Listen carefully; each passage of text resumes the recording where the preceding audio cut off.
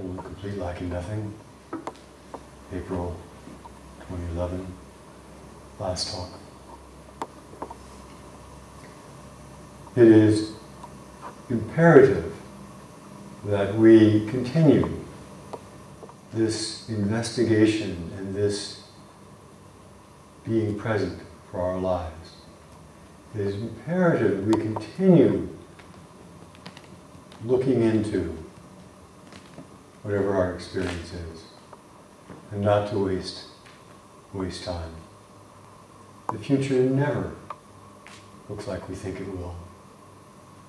And the further out it is, beyond even a few moments, the more different it often turns out to be. We always must begin and work wherever we are. And we are always beginning. To think about our life in terms of beginning, middle, and end might be useful sometimes. But it is most helpful to think about, I am beginning right now. I'm beginning right now. This is a new day. This is a new period of zazen. This is a new, fresh breath.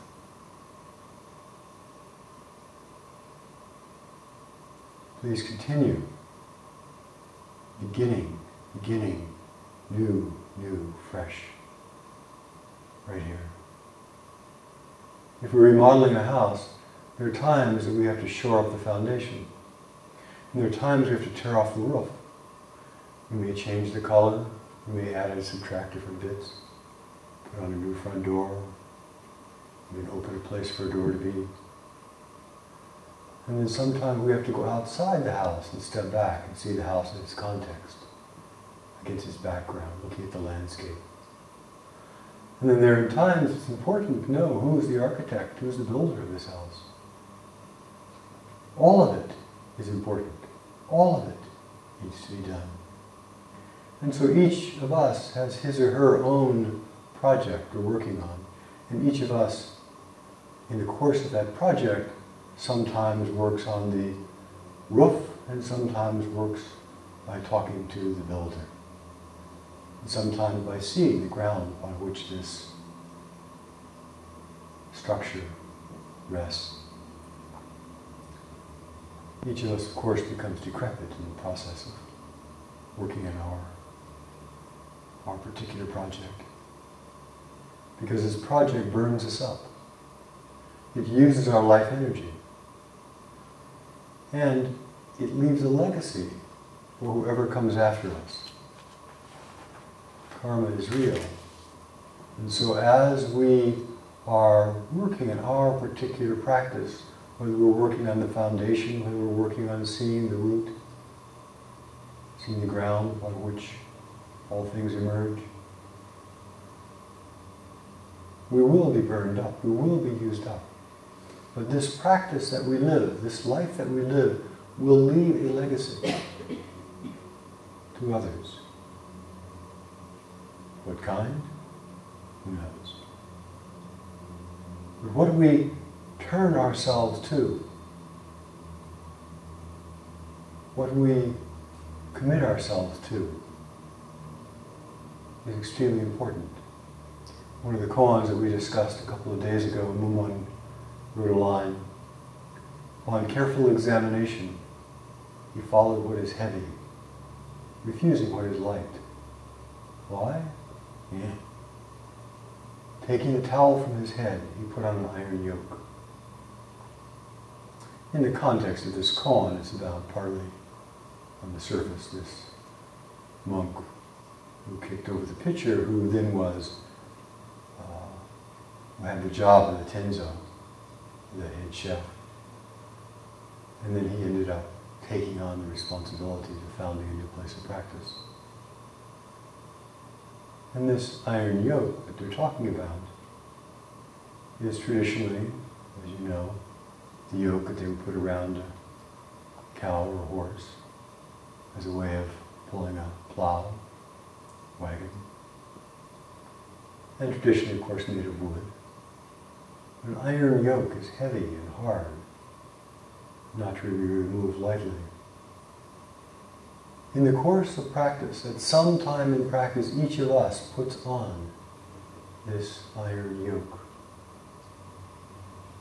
And this iron yoke is that of personal responsibility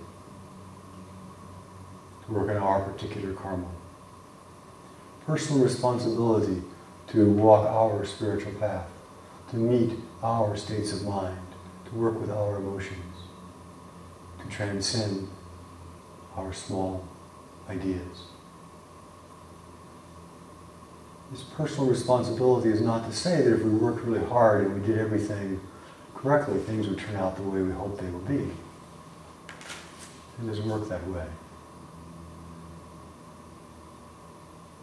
We are responsible for engaging, creatively working with whatever we meet, learning from it. It is the creative engagement with our particular challenges is where the life of practice is really found.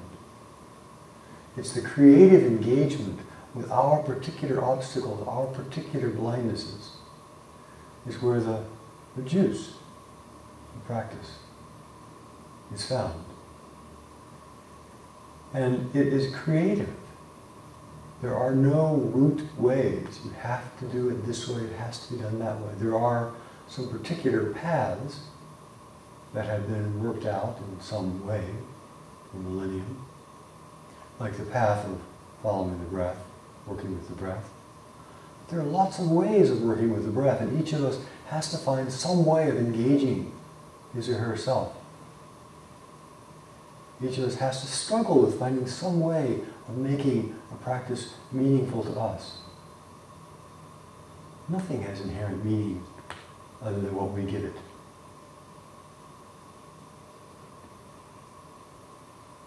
We take on this responsibility for our own lives and realize that no one can rescue us from the harmful stories that we're telling ourselves over and over in our mind. No one else can control our thoughts for us. We have energy surging through our body, makyo, one sort or another. No one else can control it. And if we have pain, only we can face our own pain. Other people can perhaps distract us, hide it, keep us from facing things. But when it gets around to actually facing our own life, to breaking our own addictive cycle, to working with our own ignorance and indifference, only we can do that. And of course, we need lots of help. We need all the help we can get. And there are lots of people to support us in really living our life fully and engaging in this way. But it's fundamentally the engagement, the struggle, the investigation is ours. There are, of course, as we all know, infantile or infantilized people who try to pretend it really isn't up to them. It really isn't their responsibility, that they're victims, that somebody else is responsible for feeding them, taking care of them, and that their only mandate is to pursue pleasure and excitement. But those of us on the spiritual path know and take this step of accountability. And it is not a step of accountability like the Lone Ranger heading off into the sunset all by ourselves. It is a step of taking each step along the path while we are working and supporting and are involved with others. Our spiritual maturity, our social maturity, our maturity as skillful adults all depend upon a commitment. Every time we commit ourselves, we grow, we learn, we mature. And we grow and we learn and we mature because when we commit ourselves, we are present. And we stick to something. We could say, in a way, commitment is a vow. Not quite the same thing. A vow is something that, even in the dark pits of our deepest despair, to make the vow to become awakened, to make the vow to help others, that adds great potency to the vow. To make a commitment to do a particular thing when we're in that kind of distress is sometimes not so skillful. They're slightly different. But when we commit to going to school, commit to a job, commit to a spiritual path, commit to a relationship, commit to an activity, commit to a career, there is an inevitable learning that takes place. How much learning? Depends only on how present we are, how attentive we are. Everyone who comes to Sesshin commits and is here and learns some powerful lessons about themselves. Learns about powerful lessons about how their mind works. What's the emotional baggage they're carrying around? What are their habit patterns? Perhaps what's their potential? Perhaps really seeing the flow of mind ground that is their life. Perhaps touching a place of clarity, silence. Everyone who comes to Sesshin learns and is present for their particular lessons, not to be compared with anyone else. The truth is always available to everyone. It's available to young people, old people, criminals, saints. Truth is always available. It's present in all places and all times. So people can have a deep spiritual experience. A deep experience in touching the oneness of all things, of touching the emptiness of all things, of touching the boundless mind. But it does not translate into maturity. It does not translate into wisdom. Wisdom has to be bought with the currency of our lives. Wisdom is bought with commitment. It is quite possible to have a fairly deep spiritual experience and to not ever really mature unless we take that experience and we make a commitment with it. Some way we put ourselves on the line, and then that experience, that insight, that wisdom, whatever we've learned has to become embodied, has to become real. We can learn from everything. Here's one person's experience of what they learned about pain, but also, as you'll see, other things. Listen. Pain is original and pure. It is the first thing, before language, before thought, and independent of circumstance. Pain is before injury, arising from no fact, fortuitously.